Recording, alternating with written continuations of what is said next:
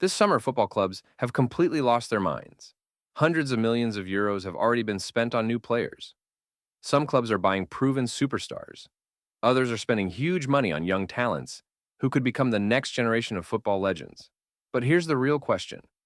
Are these transfers actually worth the money? Because there's a huge difference between paying 60 million euros for a great player and paying 140 million for someone who might become a superstar. And with Neymar's famous 222 million euro transfer record still standing, could this summer finally get close to breaking it? Today, we're ranking the 10 most expensive transfers of summer 2026, and I'll give every single transfer a rating from 1 to 10. Let's start with number 10. Chelsea opens our list with Marco Palestra. The London club paid around 57 million euros for the young right-back, and honestly, that's a lot of money for a player who still has plenty to prove. Palestra had a very impressive spell in Serie A. His biggest strengths are his incredible pace, huge work rate, and ability to constantly support the attack. He quickly became one of the most interesting young fullbacks in Italy. But there's a problem. He hasn't yet proven that he can perform consistently at the level expected from a club like Chelsea. And Chelsea are already known for spending huge amounts of money on young players. So this is clearly a long-term investment. If Palestra develops into an elite fullback, 57 million could look like a bargain. But if he struggles to get regular minutes, Chelsea might regret this one. My rating, 7.5 out of 10. And trust me, the prices are about to get much higher. At number 9, we have Jan-Paul van Hecke. Tottenham paid 60 million euros to bring the Brighton defender to North London. And unlike Palestra, this isn't just a bet on potential. Van Hecke has already proven himself in the Premier League. He started 36 matches during the 2025-26 season. He also scored 3 goals and provided 3 assists. But his biggest value comes from what he does defensively. Clearances, interceptions, tackles, positioning. He consistently performed at a high level for Brighton, and that's exactly what Tottenham needed. A reliable center-back who can immediately strengthen the defense. The biggest question is whether he can handle the pressure of joining a club that is going through major changes. But for 60 million euros, this looks like a pretty sensible transfer. My rating, 8.5 out of 10. At number 7, we have Gonçalo Ramos. The Portuguese striker left PSG and joined AC Milan for 74 million euros, and this transfer could completely change his career. At PSG, Ramos struggled to get consistent playing time. Why? Because competing for a starting spot in that attack was incredibly difficult. But that doesn't mean Ramos is a bad player. Far from it. He scored important goals in both the Champions League and League One, and he continued to perform consistently for Portugal. Now, in Milan, things are different. He isn't expected to simply wait for his chance. He's expected to become one of the main weapons of the attack. And that could be exactly what he needs. A new club, a bigger role, and a chance to finally prove what he can do when the team is built around him. My rating, 8 out of 10. Now things start getting serious. Barcelona paid 80 million euros for Anthony Gordon. And this transfer immediately raises questions, because Barcelona aren't exactly in a position where they can casually throw 80 million euros around, but Gordon gives them something they desperately need. Explosive pace. He's incredibly fast. He can beat defenders one-on-one, and he can create danger from almost anywhere on the wing. During the 2025-26 season, Gordon became one of Newcastle's most important attacking players. He scored goals, he created chances, and he constantly stretched defenses. But now comes the difficult part. Can he do the same thing at Barcelona? Because the pressure at Barcelona is completely different. You're not just expected to play well. You're expected to perform every single week. And when the price tag says 80 million euros, there's nowhere to hide. My rating, 7.5 out of 10. And now, we reach the crazy numbers. 99 million euros, almost 100 million, for a midfielder coming from West Ham. Matheus Fernandes had an excellent season and established himself as one of the most dynamic box-to-box midfielders in the league. He can run, he can defend, he can attack, and most importantly, he can cover an enormous amount of space. That's exactly why Tottenham decided to spend this kind of money. But there's one major problem: the price tag. When a club pays 50 million for a midfielder, a good season can be enough. When they pay almost 100 million, you need to be exceptional.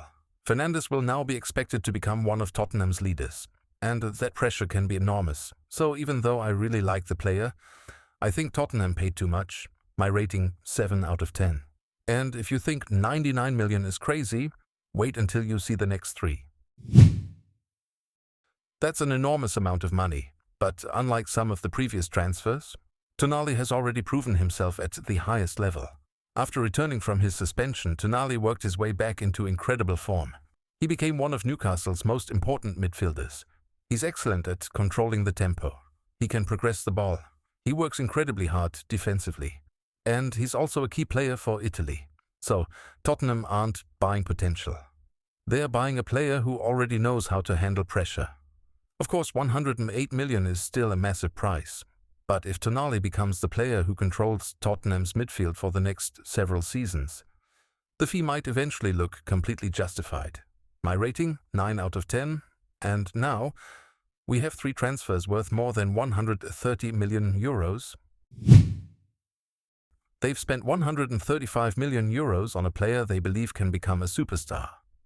Elliot Anderson had a breakout season at Nottingham Forest. He became one of the biggest discoveries of the Premier League. His vision is excellent, his passing is creative, he can control the tempo, and he has the technical ability to play in multiple positions. That's exactly the kind of player Pep Guardiola loves.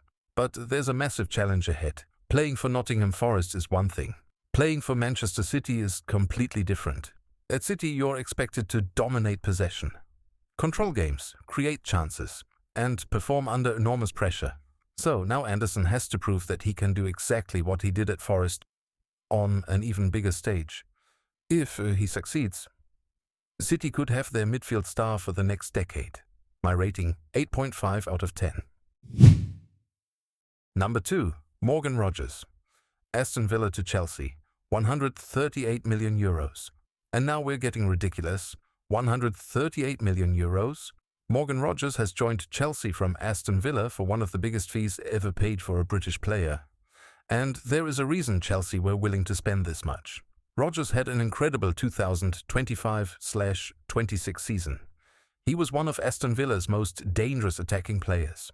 He could create, he could score, he could carry the ball, and he proved himself in both the Premier League and the Champions League. But there's a huge problem. Again, the price. 138 million euros is superstar money. And Rogers still has to prove that he can consistently perform at that level. Chelsea aren't paying 138 million for the player he is today.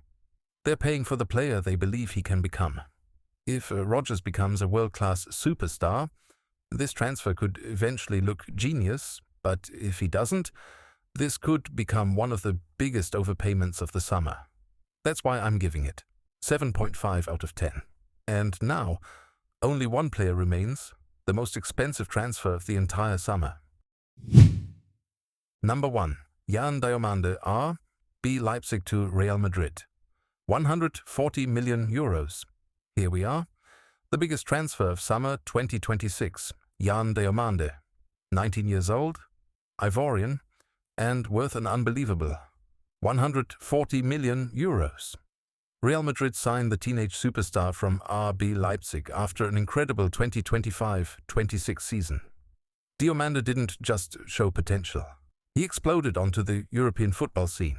He scored goals in every possible way. He looked incredibly mature for his age, and he became one of the most exciting young players in Europe. Now he gets the biggest challenge of his career, Real Madrid. Because at Madrid, being talented isn't enough. You have to perform. You have to win. And you have to handle pressure from millions of fans around the world. But if Diomande continues developing at this speed, there's a very real possibility that 140 million euros could eventually look cheap. And that's why, despite the enormous price, I think this is the most exciting transfer of the summer. My rating, 9.5 out of 10. Epilogue. But wait, there's one more question we need to answer. Who will actually dominate the 2026-27 season? Real Madrid or Barcelona? Neymar has his own question. Who do you think will be stronger this season? Real Madrid or Barcelona? And honestly, the answer might surprise you. Want to know who I think will dominate? Watch my next video. Because we're going head-to-head, Real Madrid versus Barcelona. And we're finding out who will rule Spain this season. See you there.